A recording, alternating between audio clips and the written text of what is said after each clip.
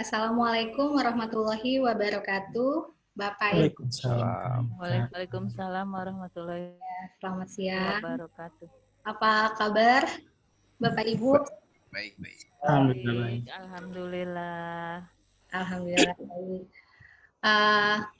Jadi pada sesi ini saya akan menjadi fasilitator IHT tentang profil pelajar Pancasila. Tapi sebelum dimulai, kita berdoa dulu ya Bapak Ibu. Mungkin boleh tolong dibantu Pak Safi'i memimpin baca doa dulu ya Pak sebelum mulai. Baik, terima kasih Ibu atas kesempatannya. Baik, rekan-rekan sekalian, Bapak Ibu, marilah sebelum memulai pembelajaran hari ini, alangkah baiknya marilah kita berserah diri kepada Allah, Tuhan Yang Maha Kuasa, untuk berdoa supaya apa yang kita pelajari hari ini bisa kita kuasai. Baik, berdoa dimulai.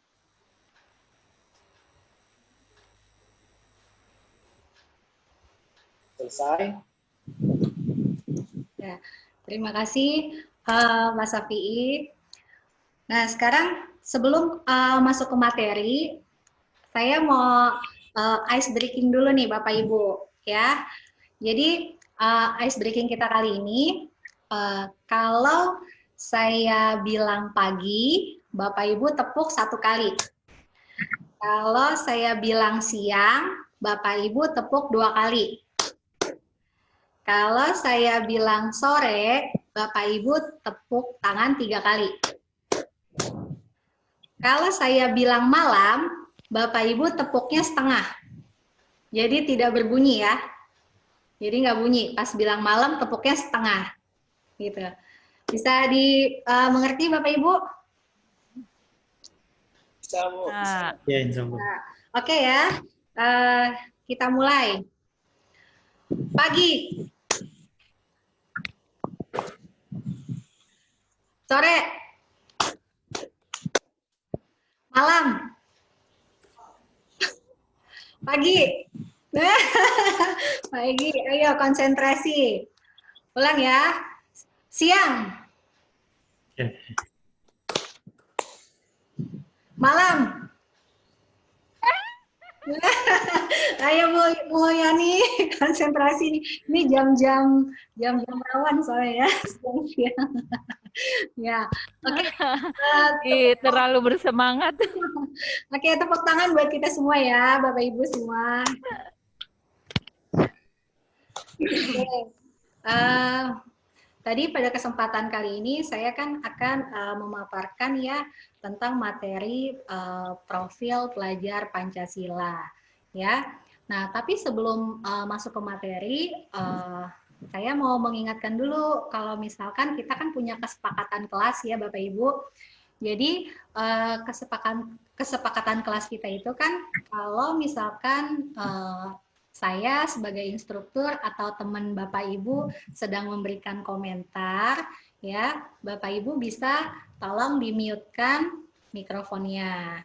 Nah, tapi pada sampai sesi ini selesai, Bapak Ibu tetap kameranya dalam keadaan on ya, Bapak Ibu. Oke. Nah, sebelum saya tampilkan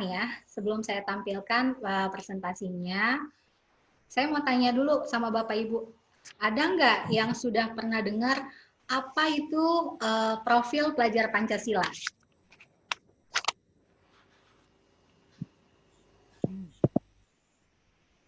Profil pelajar Pancasila itu apa ya? Ya, Pak Egy. Yang peserta didik yang memiliki sikap kreatif, bergotong royong, Oh iya. dan bergotong royong. Ada nggak yang lain Bapak Ibu? Makasih Pak Egy. Ya, Ada nggak yang lainnya? Oke. Jadi gini, tujuannya kalau kita membahas tentang profil Pancasila ini ya, Bapak Ibu. Yang pertama, supaya Bapak Ibu bisa menyebutkan dan memahami pengertian dari profil pelajar Pancasila.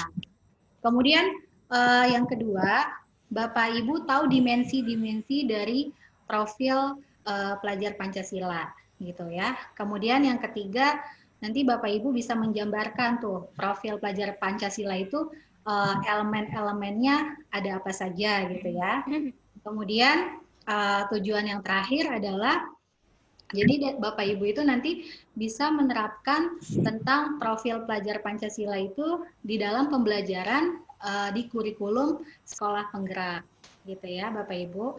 Oke, akan saya share PT-nya ya Bapak Ibu.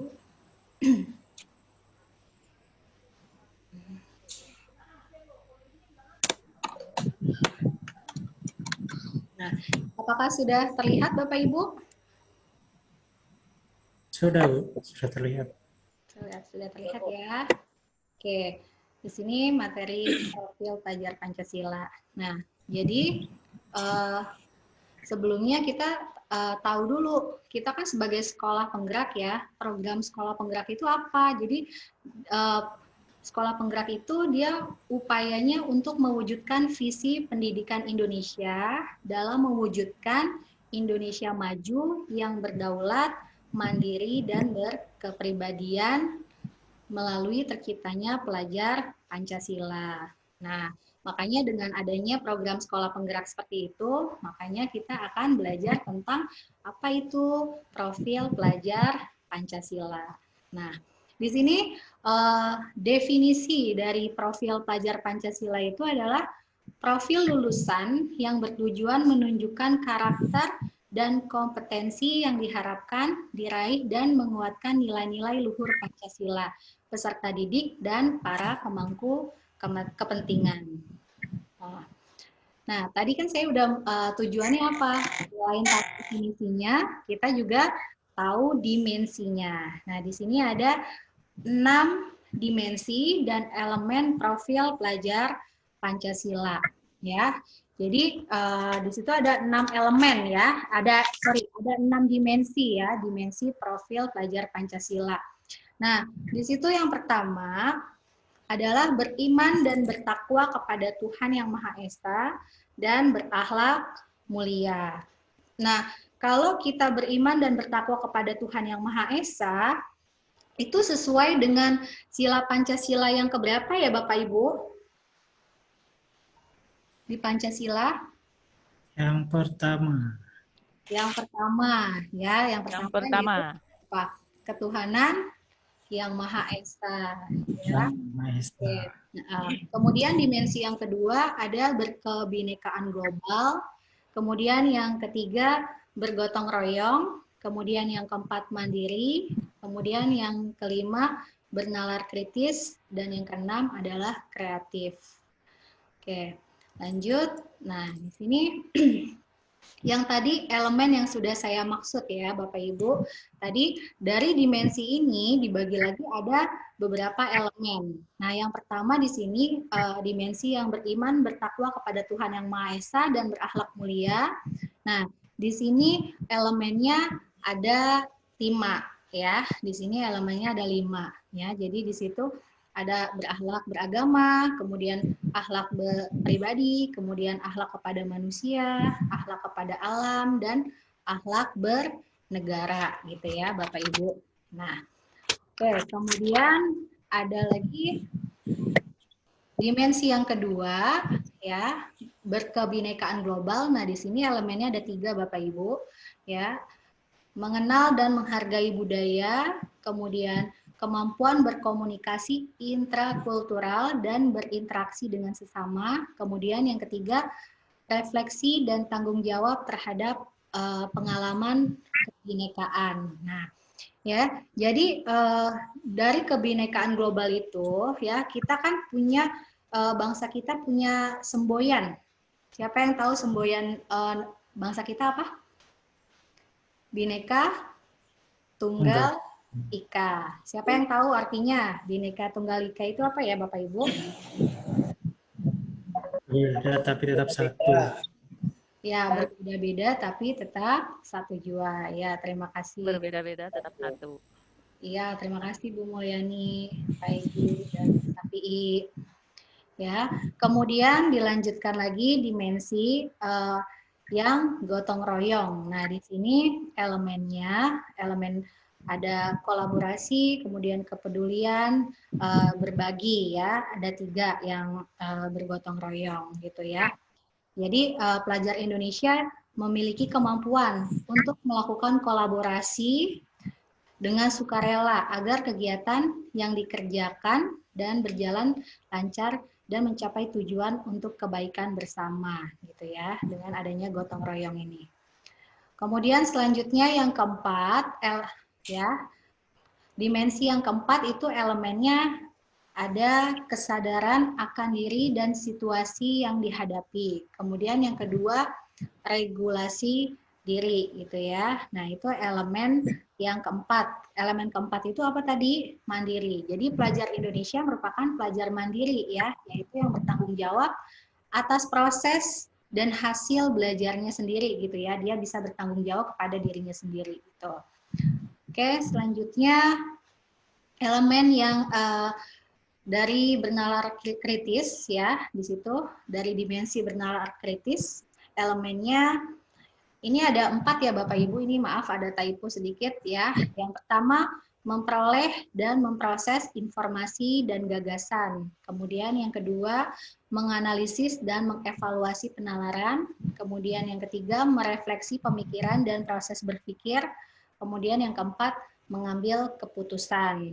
Nah, di sini pemuda Indonesia ya, pelajar Indonesia itu mampu objektif gitu ya, memproses informasi baik kualitatif maupun kuantitatif ya, membangun keterkaitan antara berbagai informasi, menganalisis informasi, mengevaluasi dan menyimpulkan. Jadi pelajar Indonesia itu jangan sampai nanti kalau misalkan dia menerima informasi itu langsung telan mentah-mentah gitu ya, maksudnya langsung diterima gitu aja informasinya, tapi tidak seperti itu ya. Jadi diharapkan nantinya pelajar Indonesia itu ya, itu dia berpikiran kritis. Jadi sebelum mengecek kebenarannya dari informasi yang didapat itu ya, dianalisis dulu, dievaluasi dulu, baru disimpulkan sebetulnya ini informasinya itu benar atau hanya sekedar hoax gitu ya Bapak Ibu. Oke, selanjutnya dimensi yang keenam ya. Di sini ada kreatif dimensi keenamnya. Elemen kuncinya yaitu menghasilkan gagasan yang orisinal, kemudian menghasilkan karya dan tindakan yang orisinal, gitu ya. Jadi pelajar Indonesia ya mampu memodifikasi dan menghasilkan sesuatu yang orisinal ya, bermakna, bermanfaat dan berdampak dalam bentuk gagasan ya, tindakan dan karya nyata secara proaktif dan independen ya, untuk menemukan cara-cara lain dan berbeda untuk bisa berinovasi ya di masa yang akan datang gitu. Oke. Nah, di sini selanjutnya slide berikutnya ada kegunaan profil pelajar Pancasila. Nah, kegunaan profil pelajar Pancasila itu awalnya dari tujuan pendidikan nasional ya, dalam Undang-Undang Republik Indonesia Nomor 20 Tahun 2003 tentang Sistem Pendidikan Nasional Pasal 3. Apa sih isinya? Nah, isinya adalah pendidikan diselenggarakan agar setiap individu dapat menjadi manusia yang beriman dan bertakwa kepada Tuhan Yang Maha Esa, berakhlak mulia, sehat, berilmu, cakap, kreatif, mandiri, dan menjadi warga negara yang demokratis serta bertanggung jawab. Ya, itu juga berdasarkan filosofi apa Ki Hajar Dewantara. Ya, jadi telah mengkonstruksikan visi pendidikan Indonesia itu yang penting untuk dijadikan acuan sebagai sistem pendidikan nasional. Nah, itu jadilah profil pelajar Pancasila gitu ya. Nah, kemudian kegunaan profil pelajar Pancasila itu untuk apa? Nah, di sini ada profil pelajar Pancasila ya. Itu merupakan upaya menerjemahkan tujuan dan visi pendidikan ke dalam format yang lebih mudah dipahami oleh seluruh pemangku kepentingan, ya, kepentingan pendidikan, ya. Nah, kemudian selanjutnya, bagaimana profil pelajar Pancasila diterapkan dalam pembelajaran dengan kurikulum sekolah penggerak? Nah, di sini Bapak Ibu bisa lihat, ya, ada gambar pelajar Indonesia. Nah, di sini penerapannya gimana sih pelajar Pancasila di sekolah itu? Penerapannya yang pertama dari budaya sekolah. Nah, budaya sekolah itu biasanya apa? Pembiasaan-pembiasaan yang dilakukan di sekolah Bapak Ibu, ya. Di situ ada iklim sekolah, kemudian ada kebijakan, pola interaksi dan komunikasi serta norma yang berlaku di sekolah. Pastikan Bapak Ibu punya budaya sekolah masing-masing gitu ya. Nah, kemudian dilanjutkan ke intrakurikuler. Nah, di sini muatan pelajaran, kegiatan atau pengalaman belajar ya. Kemudian yang ketiga, project. Nah, di sini pembelajaran berbasis project yang kontekstual dan interaksi dengan lingkungan sekitar. Kemudian ekstrakurikuler. Nah, di sini kegiatan untuk mengembangkan minat dan bakat. Nah, di situ ya. Jadi penerapannya di sekolah ini dengan budaya sekolah, kemudian intrakurikuler, kemudian project dan ekstrakurikuler. Ya. Kemudian selanjutnya di sini ada project penguatan profil pelajar Pancasila, ya. Di situ ada terjemahan dari pengurangan beban belajar di kelas. Nah, sesuai dengan filosofi Ki Hajar Dewantara, apa Bapak Ibu? Jadi pembelajaran itu tidak hanya di kelas saja, ya. Jadi kita bisa belajar dari mana saja gitu ya. Nah, di sini agar siswa memiliki lebih banyak kesempatan untuk belajar di setting yang berbeda. Nah, itu tadi. Kemudian di sini ada semua mapel terdiri dari 2 kegiatan utama. Nah, di sini maksudnya adalah mata pelajaran itu terdiri dari kegiatan pembelajaran reguler ya, intrakurikuler, kemudian ditambah profil pelajar Pancasila. Nah, jadi mata pelajaran itu terdiri dari 2 komponen ini ya Bapak Ibu gitu. Oke, nah di sini ada lagi tentang apa saja yang perlu disiapkan untuk dapat menerapkan proyek penguatan profil pelajar Pancasila. Nah, dari Kemendikbudnya apa yang disiapkan? Nah, yang perlu disiapkan yang pertama ini menentukan tema untuk setiap proyek yang diimplementasi di satuan pendidikan. Kemudian dari segi pemerintah daerah atau satuan pendidikan itu merancang muatan lokalnya berupa proyek berdasarkan tema yang ditetapkan, mengembangkan menjadi topik yang lebih spesifik dan kontekstual di satuan pendidikan. Nah, kemudian yang ketiga, kita sebagai guru, apa yang harus kita siapkan, yaitu mengelola jam pelajaran dan kolaborasi dengan guru. Kemudian pengaturan agar alokasi jam mengajar guru tetap sama gitu ya, walaupun kita pakai sekolah penggerak gitu ya, kurikulum sekolah penggerak, jadi beban ajar guru itu tetap sama gitu ya Bapak Ibu. Kemudian pengelolaan waktu dan kegiatan. Nah, di sini menyiapkan sistem dari perencanaan hingga penilaian, sistem pendokumentasian, proyek untuk dapat digunakan sebagai portofolio, kolaborasi dengan narasumber, pengayap proyek, masyarakat, komunitas, universitas, dan praktisi lainnya. Gitu. Nah, tadi kan Kemendikbud harus menyediakan tema. Nah, temanya itu di sini ada 7 tema Bapak Ibu. Nah, tema ini tidak baku ya Bapak Ibu. Tema ini bisa berubah gitu ya. Mungkin setiap tahunnya nanti mungkin disesuaikan. Jadi temanya ini tidak harus sama. Jadi tema ini bisa berubah-ubah ya. Di sini 7 temanya apa aja? Ada perubahan iklim global, kemudian ada kearifan lokal, Bhinneka Tunggal Ika, kemudian bangunan jiwa dan raganya, kemudian suara demokrasi, kemudian berekayasa dan berteknologi untuk membangun NKRI, kemudian selanjutnya adalah kewirausahaan.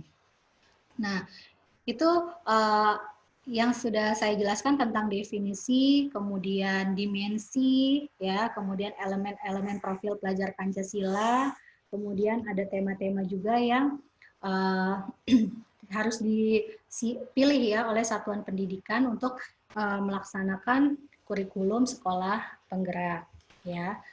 Oke, coba. Jadi demikian ya. Pemaparan materi saya hari ini ya. Jadi bagaimana Bapak Ibu, apakah sudah mulai ada gambaran gitu tentang profil pelajar Pancasila?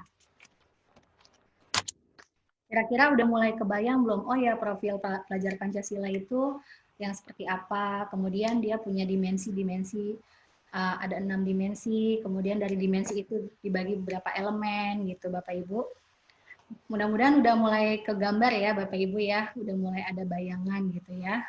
Oke. Iya. Sekarang gini ya Bapak Ibu, saya akan memberikan tugas diskusi kelompok ya Bapak Ibu. Jadi nanti di diskusi kelompok itu Bapak Ibu mendiskusikan atau membuat kesimpulan dari materi yang sudah saya terangkan tadi tentang profil pelajar Pancasila. Jadi nanti Bapak Ibu salah satu anggota kelompoknya menuliskan jawabannya di kolom chat ya Bapak Ibu ya. Saya kasih waktu 5 menit ya. Oke, silakan boleh mulai dikerjakan sesuai dengan kelompoknya.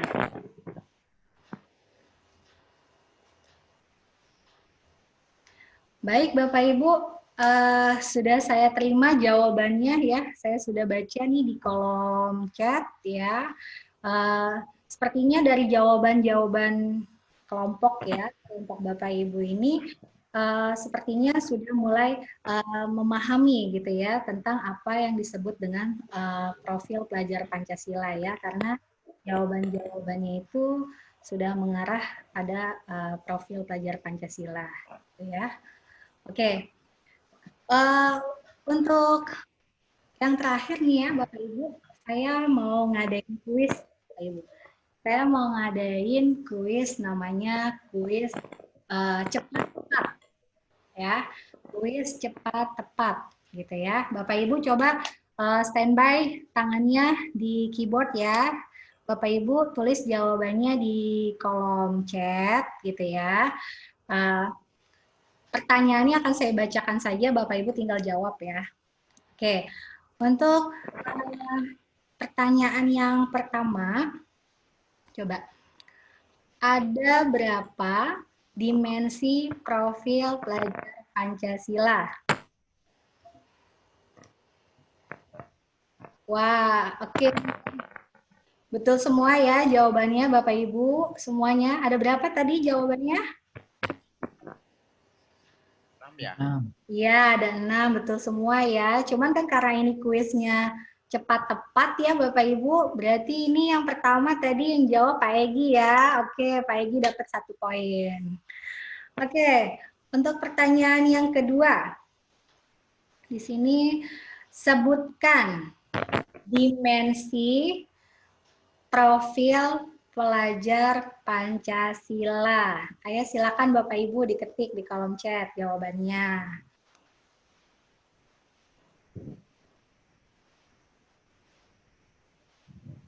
Ya, oke. Sekarang yang paling cepat ini Bapak Budi ya. Pak Budi jawabannya betul sekali tuh ya. Ada beriman, kemudian bergotong royong, ya, kreatif, mandiri, ya, yang paling cepat Pak Budi. Oke, Pak Budi dapat 1 poin. Oke, pertanyaan ketiga nih, pertanyaan terakhir dari saya ya. Ada berapa tema yang dipilih satuan pendidikan untuk menerapkan kurikulum sekolah penggerak? Tadi ada berapa tema ya yang bisa dipilih ya? Ayo coba dijawab Bapak Ibu. Oke. Stop ya. Oke. Yang paling cepat Bu Mulyani ya. Jawabannya betul ya. Ada berapa elemen? ada berapa tema tadi? Ada 7 tema gitu ya dalam dimensi profil pelajar Pancasila ya. Oke, Bapak Ibu sampai di sini coba masih ada yang ingin ditanyakan atau ada ingin yang merangkum tadi yang jawaban di kolom chat Bapak Ibu tentang profil pelajar Pancasila? Sudah mulai memahami atau bagaimana, Pak Safi'i?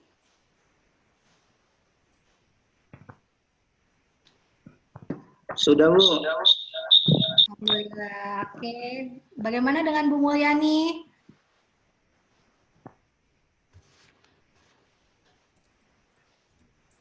Dinyalain dulu, Bu, mikrofonnya. Gak bisa ya? Oh ya, gimana Pak Egi? Cukup Cukup ya? paham, Bu. Oke. Ya, sudah paham, Bu. Alhamdulillah. Pak Budi gimana Pak Budi? Paham. Ya. Oke. Saya rasa untuk sesi kali ini tentang profil pelajar Pancasila cukup sampai di sini ya Bapak Ibu. Untuk menutup pelajaran, sekarang gantian ya. Pak Egi bisa dipimpin doa untuk penutupan. Baik, sebelum kita menutup sesi kali ini, alangkah baiknya kita menutupnya dengan berdoa. Doa menurut kepercayaan masing-masing mulai. Selesai.